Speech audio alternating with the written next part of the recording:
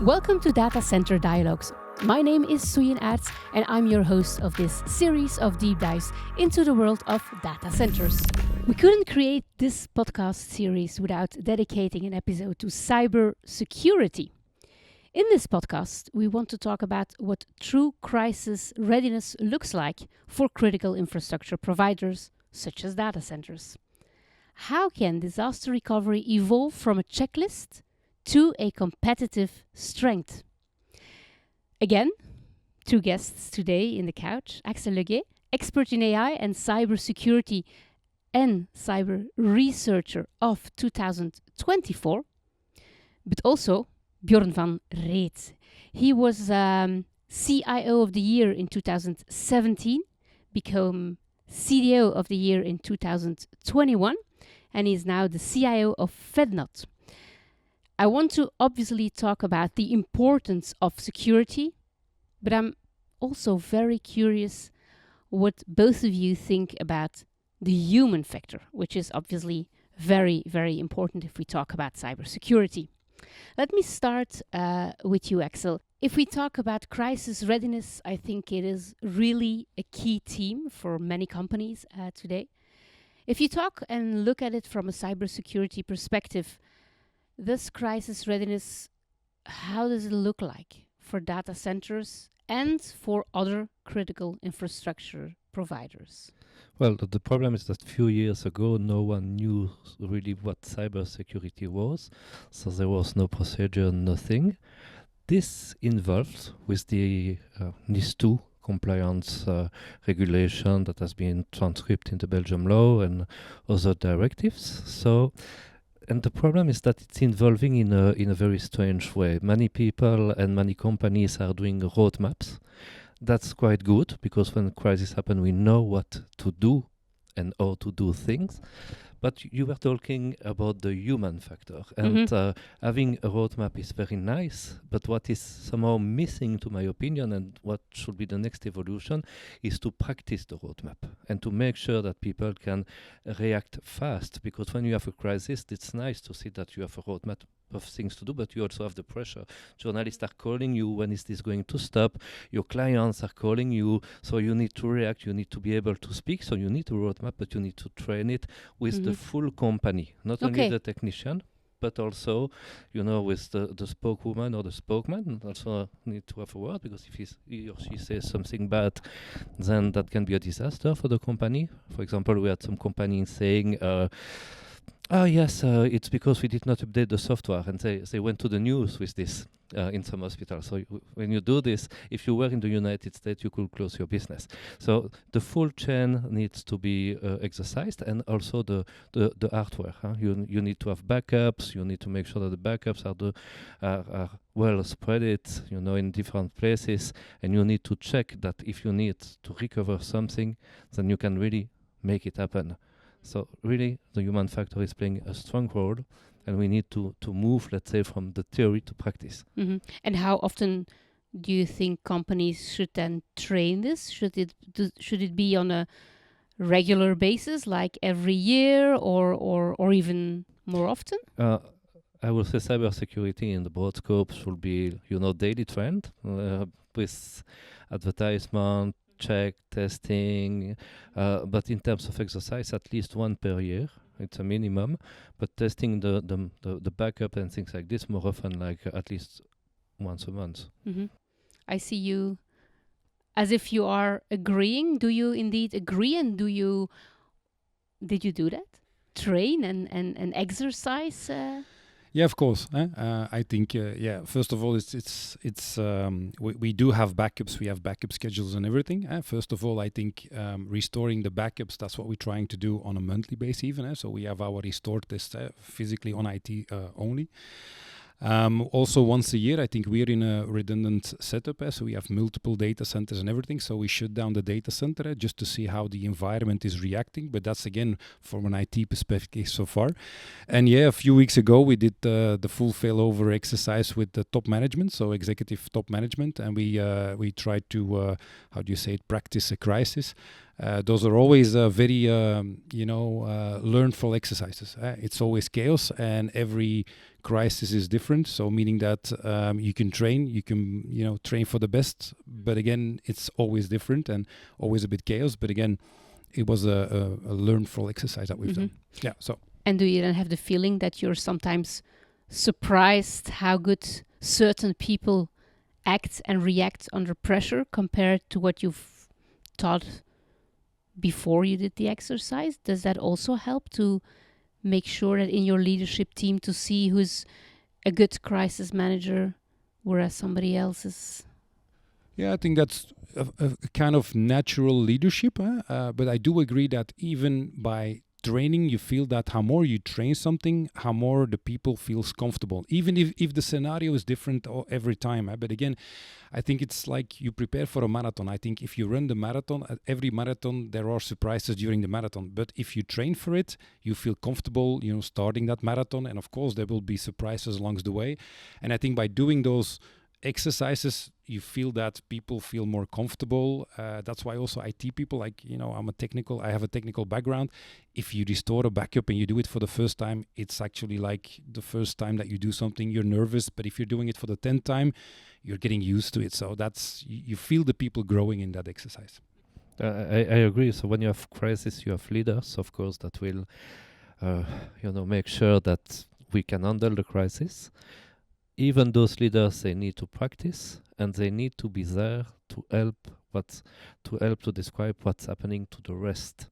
So, for example, when someone is restoring a backup, a technician, you are not going to send the technician to the TV. So you need that the technician finds the right word to describe the situation to the spokesperson.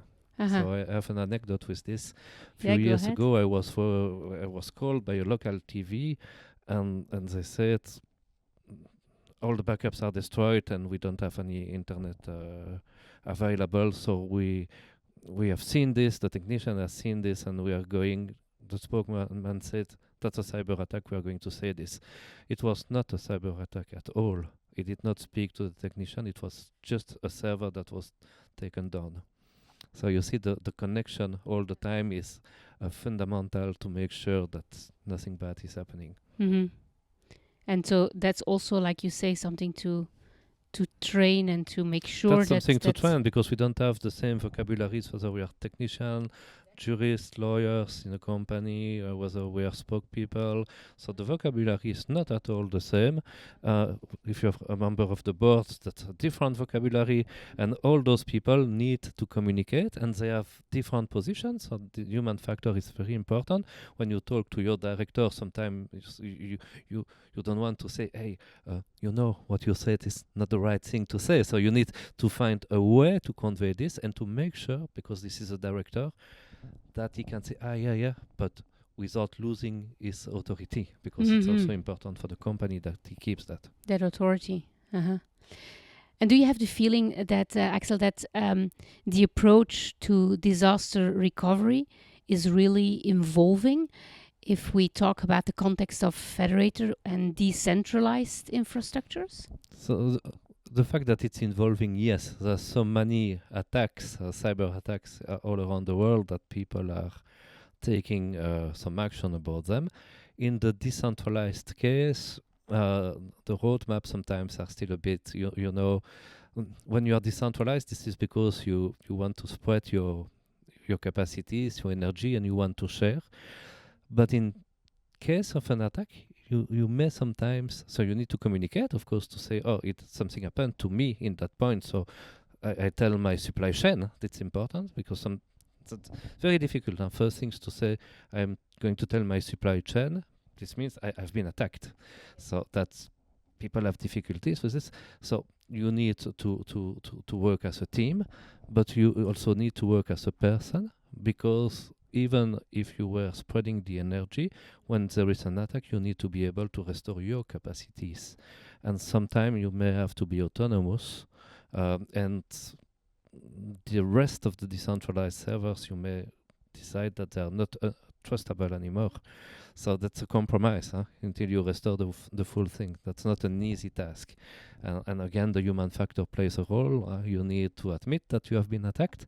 And the other may say, we don't work with you until you restore the things. That's not easy in the communication. Bjorn, you've been working in very different companies. Did you see a certain shift in how you deal with data recovery if needed and attacks? Yeah, I think there has been definitely a shift. That's for sure. But I would like to react on your first comment on the decentralized things, because we're living in a decentralized world, to be honest, in the notaries. So we have 1,100 locations, physical locations, decentralized. It's a challenge to keep them up to date and patched. So this is the challenge. But I also see the advantages sometimes, when you have an incident and you have an incident in one office, one office is going down. But that's not the whole chain that far. So again, there are some pros and cons, difficulties and everything that you also have in those environments. Then to answer the second question, do I see a shift? Definitely. I think if you just look at, I think I'm working 25 years already. I think I started as a consultant, and I know that my first challenges was to enable companies in digitalization. I think that was the first step. So again, we were installing software, and really the software was turning on service somewhere in the kitchen, under the CEO's desk. I think this was 25 years ago. Then I moved to a second company, a big international company. But again, I think the data center was hosted in the HQ of the company. And one of my first projects was, the company was moving to another location, and we as IT people, we should shift that data center as well, with all the troubles and hurdles that we have, to be really honest, because I'm skilled as an IT perspective, but suddenly I need to talk with people who knows air coils. I see myself calculating all the capacity of the electricity and everything, as well with the buildings, with all the builders, because honestly, I think the UPSs was so heavy, and we were moving to a first floor that, they had to stabilize the floors. But again, it was always in company, so that was actually very uncomfortable for us. And if you then look a few years after, we actually outsourced the data centers to companies like LCLs or whatever. In Belgium, we have good companies for there. So at least we took it and we actually outsourced it. And then, you feel that all this kind of basic stuff is treated very carefully and very good, meaning that power is fully calculated. You have 2 power supplies, everything is redundant. On airco, it's the perfect degree for everything. So you see the shift from under the desk to those kind of things. And okay, let's face the reality. The next time, of the next phase probably is what do you do with the public cloud? Again, that's the next data center for me, but you don't know the address of the data center. So I do feel it's shifting, especially, but it's also professionalizing as well, those kind of things. Mm-hmm. You wanted to react? Just to say that what's happening is the evolution of computer science, actually.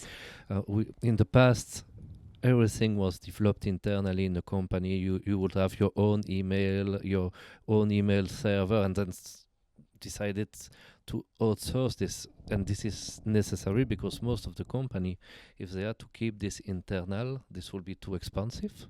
That's the first problem.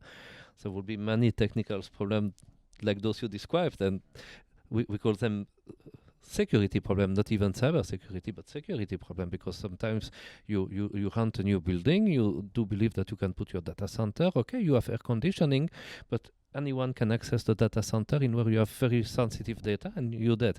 So you need to have a professional. And the third point that is really important for cybersecurity is that when you share the, let's say, the knowledge, you are also a bit less biased. And that's something that's really important. If you keep everything internal, then sometimes the process, and we see this with cyber attack in SOC, those when we observe the logs. If you have an internal SOC, some people will see some logs, so some traffic on the network, and they will say, oh, okay, that's something we know. And even if it's not usual, they will not care about it.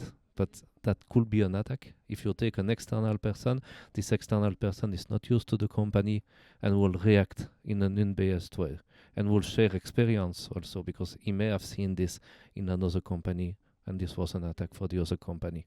So that's also a reason to mutualize things. We sometimes underestimate the fact that we are biased. We think I'm not biased, but it is not only because you shift from one company to another that you get more experience, but it's also talking in the network of of CIOs dealing with cyber attacks, hopefully not too often in your own company. But do you have the feeling that there is enough openness about sharing what happens? Or I think amongst peers, yes. In closed communities, yes, but in the public, I think there are more companies disclosing what they've done. To be honest, there were some cyber attacks in universities in the Netherlands, for example, and they went public and shared all the details. But they have also a public role, so they're not profitable, so they're less sensible for that. To be very honest, I don't know. And we had I was working for a public listed company. We had the debate in preparation, but doing the exercise was one of the debates. Do we communicate? What do we communicate? And even if after the facts, are we willing to disclose what happened? And I do believe that's for listed companies a challenge to really openly communicate and be vulnerable, because then you say, okay, there was a problem, this is the problem.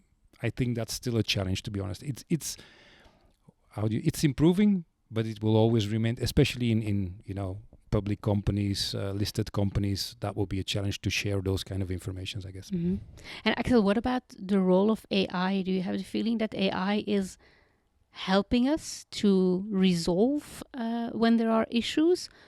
Or is it more used by the attackers, and do we see more attacks, and are they faster with using the AI? It's honestly used by both. Yeah. But let's put ourselves in the good corner, let's call it this way. I do believe that it can help us to become proactive and to predict an attack or even a failure of the system that would happen later. And it can also help, when you need to recover and you have plenty of servers, maybe you cannot restart all of them in the same time. Actually, you can't. It will take too much time, too much energy. So the AI can help you to prioritize who should restart first, in which order, and also sometimes to make sure that if you take the SPW in Wallonia, they have plenty of servers, they were under attack. So which one can we restart with the logs and the going out, and making sure that this will not impact those that we are still trying to cure. So it can help us, AI, to become proactive and more efficient in the way we handle an incident. I think one of the big trends that is happening is the accessibility to technology in the good and the bad way, meaning that if you would like to do an attack, you can, for a few hundreds of euros, you can actually order an attack, because it's so cheap. I think prior in those days, you need a big infrastructure, you need big capacities. And now, honestly, for a few euros, you can launch an attack so far. So for me, the feeling is more that the accessibility and all the SaaS platforms, in the good way, it's easy. You pay 25 euros, you have access to the most brilliant systems, but in the negative way, if you're at the other side as well, it's very cheap to do bad things, to be really honest. So the accessibility of technology, which is good in the good way, is actually playing against us in the bad way, if you're afraid. And then how do you, in your role, try to balance in deciding which way to go? If you think of, okay, I want to be working with cutting edge technology, I want to try to be fast in implementing certain opportunities out there, compared to, I should also maintain the whole environment secure. How do you find that balance and keep that balance? Because I can imagine it's like you find it and then you have to shift again to one side, the other. I think it's like a business case, to be really honest. I think if you look at IT departments, if I'm looking at my own P&L, I think, you can say 70-30, 20-30, or 20-80, for example. But the majority of the costs are what I call in the running cost. If you look at IT P&Ls from companies, there is the majority. And it's a pity, because for those running costs, a lot of things are going into these data centers, keeping the lights on. And the biggest compliment that you can get as a CIO is if you don't hear anything about it, that's the biggest compliment. And if you look at time spent, we talk a lot about change and innovation and new technologies, but honestly, the biggest majority of the resources are actually spent what I call for running the business. And that's a bit where you would like to place the balance. You have an IT budget, and then it's a bit the balance between how much resources would you like to spend on new technologies, on changing your business, and how much do you need to keep the lights on. And this is where security is playing a disadvantage. How much money of this running the lights do you spend on that part? because if you're not capable of actually increasing your total IT budget, this means that if you're spending more in security, less in new technology. And the other thing is also true for a CIO. I think when I'm coming in my role, you're always trying to create value for a company. But then again, how do you create value when the basics are not under control? So meaning that you're running the business, this big part of your budget, where nobody is going to say thank you for it. But it has to work, and I call the biggest example is email. I think if you ask and you do a round table, is email critical? Everybody say, I can live with a few days without email till you shut down the system. Yeah. And this is for me just like keeping the lights on. You need your mail, and then when you turn it off for an hour, the company explodes so far. So for me, again, that's the balance. You always try to think about how much can I invest in this basics to close the doors, to lock the doors, to build redundancy. Because again, we have 2 data centers. I can make a case to have 4, but then I'm again eating my budgets for the nice part as well. So, and this is but this is the reality if you're in a commercial company or in when you have a P&L. So for me, it's kind of business case where you have to discuss always, how much are you willing to invest and what's the risk you would like to mitigate. I see you agree. I fully agree. Cybersecurity is always the bad guy that puts constraint, and also human constraint. Sometimes you cannot use your computer to do what you would like to do. And we're in a world in where you have cybersecurity versus AI. So AI can help us to bring some money to the company, and cybersecurity is taking the money from the company. Except that if you don't have a cybersecurity policy, you are going to lose more money than if you had one in case of an attack. And maybe the public government and other people should think about it. That's why they need to invest in cybersecurity for us. And maybe, but that's a personal opinion, less in AI, because the company are going to do this by themselves.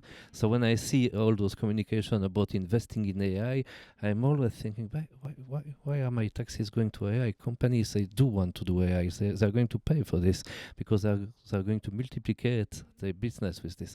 But cybersecurity, we need to help the company, especially the SMEs. We need to help them, and the public power can do that. I was just reflecting on what we were saying about the cost. For me, the example is winning the Champions League with Real Madrid is actually not a challenge. You have the best players, you have unlimited budgets, and you win the Champions League. But winning the Champions League with Anderlecht or Club Brugge, that might be a challenge. No, but that's if you're looking at your company. If you look at the Spanish competition, it's an anecdote. But again, Barcelona, Real Madrid, they're always on top. But if you look at the difference in budgets of those two clubs who had for years unlimited budgets versus the other ones, it's the same in a company. How much can you spend? How much can you dedicate it? And the difficult choices you have to make. Do you spend it on cybersecurity? Do you spend it in a data center? Or do you spend it on AI? Question mark. Should that change with the changing regulations in the future? Or should we change regulations and would that make the decisions more easy for people around the table to say, okay, regulations asks us to put more budget. Dear CEO, I need more budget because this is an extra, or? That's with the NIS2 directive, that's the first time in the history of Europe that we are something that is not only a regulation, but especially in Belgium, something concrete with clear obligation for the board. So changing the regulation, I will say no, because NIS2 is actually a very good regulation and extremely well implemented in Belgium. In Belgium, yeah. But one of the first, if I'm not mistaken. Yeah, one of the 3 first, and the siphon of Belgium is going to be adopted internationally, which shows that we are on top. And to my opinion, since this is absolutely needed for the survival of our SMEs and even big companies, the government should keep investing and go together with the companies in implementing those regulations. So changing the regulation, absolutely not, but helping the people to adapt to those regulations, absolutely needed. And do you have ideas on how we can help the people and SMEs to. So they are actually doing this in the CCB, Cybersecurity Center, by having people that can react to crisis, by offering ways to declare your attacks. That's something we didn't have before. If there is an attack, how can I declare it so that other people can benefit from this? And also such that I can get a reaction. Forcing the companies to get the list of assets, but also, I know that you will be laughing about this because that's most of the company when they get hacked, you go there and you say, where is the problem, and they say somewhere. It's like you have a burglar in your house and. What did they steal you? And you answer the police, something.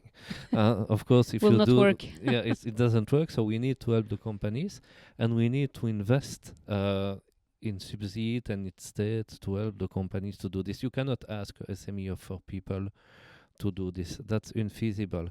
But we can mutualize the needs. So if you have an SME of 4 people, paying one guy, which is people number 5, so 20% of the cost, and even more, because when you take a cybersecurity specialist, it's usually more expensive than the secretary. It's 2 times more expensive generally. So instead of having this, we need to have companies and hubs that can help, and we need to create a land for those companies. And really learning curve. Yeah. Okay. Yeah, and I think NIS2 is also helping. I think everybody is talking about NIS2, and if you then already look at the checklists, it's good also for small companies to actually touch point like asset management or whatever, topics that they've never taught before. So I think that even the checklists and the regulation or the NIS2 is already helping us to get the debate or, to get the monkey out there to say, okay, what should we do? What should we talk about, to be honest? Honestly, the CCB did a very good job. And if you look at the GDPR, in where it was like, if you don't do this, I'm going to punish you. But if you need help, I'm not going to help you.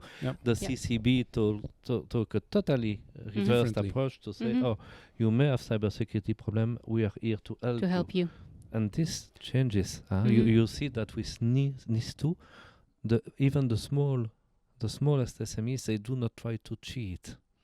They try to conform to NIS2. In comparison to GDPR, most of them were trying to sneak away from it. How can I avoid? Yeah. But isn't that because there is a huge risk? Because honestly, cyber incidents are happening on a daily basis. And I think that sometimes I have the impression that companies who are trying to be secure or reading the NIS2 regulation or helps that they get from CCB or whatever in guidance to protect their house better. That's a bit the issue, the idea that I have. That's clearly the issue, but actually, to my opinion, GDPR, it's also an issue because when it's not protected, you can be sued and you pay a lot of money. So that's a different way of paying the money. But for a small SME, if they reveal your data, you can sometimes close the business. So the two of them, to my opinion, but I really believe that NIS2 is a change in the way we present the we often say that there is a continent in where, I don't know if I can cite the continent, but in the Asian continent, it's mostly the government who decides. In the US and North America, this is mostly to make money. And we were often claiming that in EU, we make regulation to protect people. But the problem we had is that the people didn't feel protected because we were imposing stuff.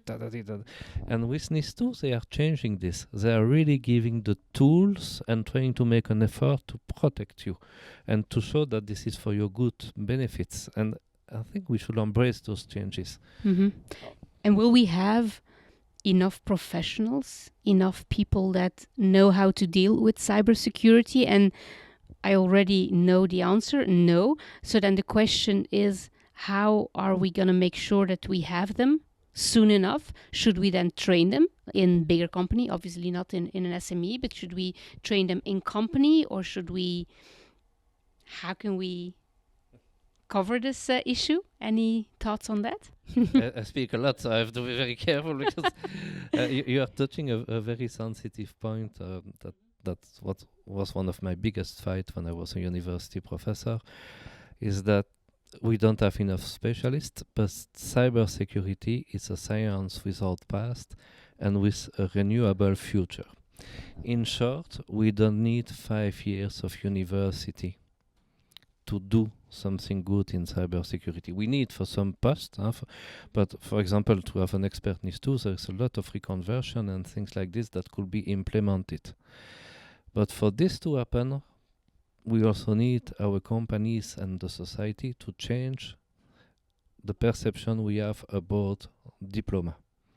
That's something that is really problematic. When I worked in the US, so my accent doesn't show it, but I worked quite a lot in the US. In the US, we don't really care about your diploma. We care about your possibility to do things. In Belgium, I have sometimes the feeling that if someone comes with 5 diplomas and never practice, and there is a guy who has no diploma because he's not good in mathematics, so he cannot do the university, he will come to do NIS2 and say, "Oh no, he don't have a university diploma." We should change this. We need a mix. Because the number of people that are doing university is not sufficient for the whole computer science that we need. That we need. So we need to look in the other corners. Mm-hmm. Yeah, from my perspective, it's a bit different. I'm at the commercial side, so meaning that do we have enough? I think we will never have enough people, to be honest. And I think that as well, this is where we use like big cyber security companies in case of an incident. Because how do you staff your security department? We have a few security professionals full-time on the payroll. But again, even when we have a big incident, it will never be enough. But again, the whole IT stuff will never be enough. And this is where we have insurances and good companies with security specialists that we probably share, because we are not the only one having those kind of contracts. So meaning that you have this kind of red phone services. When something happens, we can actually have access to a lot more trained professionals who are trying to help us out. So I think that those are good initiatives so far.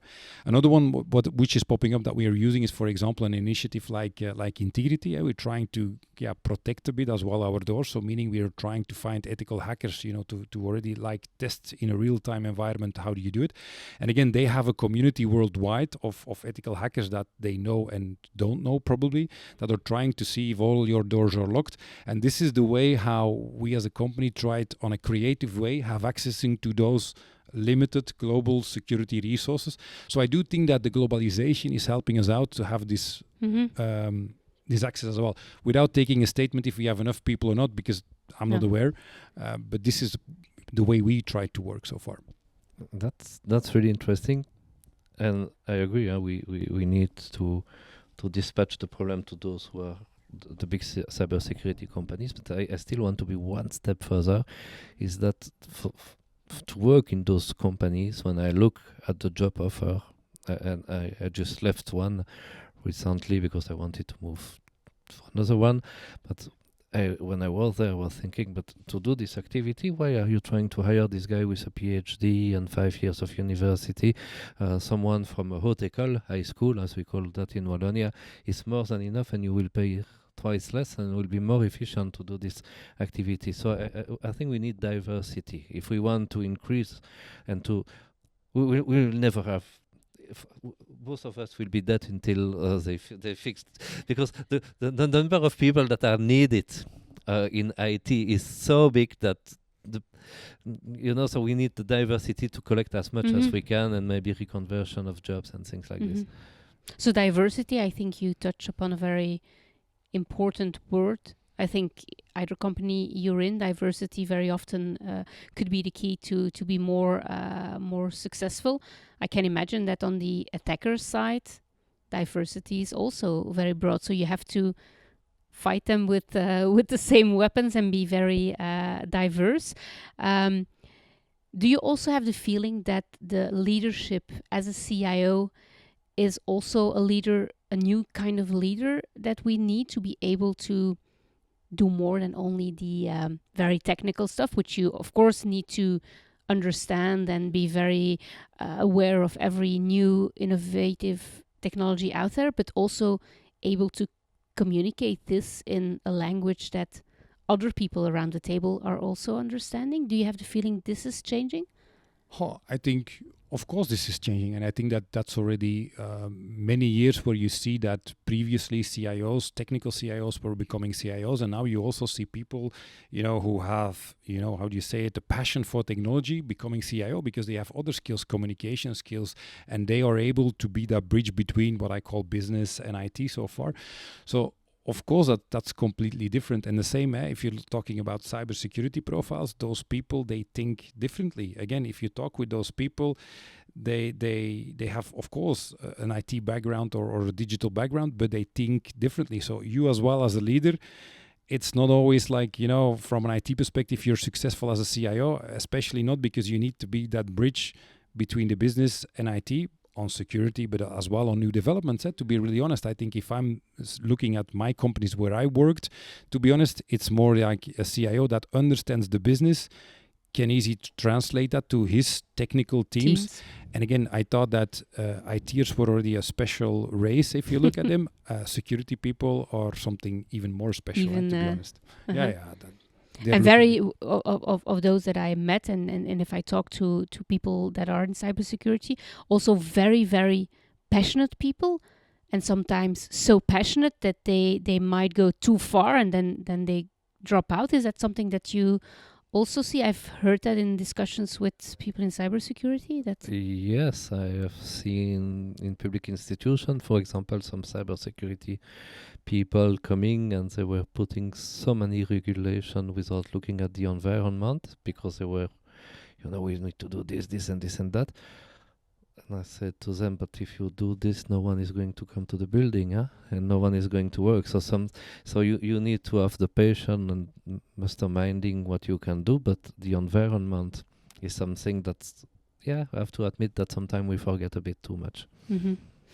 And if you would think about the next big innovation, if we look ahead, if we look, let's say, 5 to 10 years from now, in your belief, with all the research you are doing since many years, what is... I think that AI, it's definitively going to play more and more bigger role.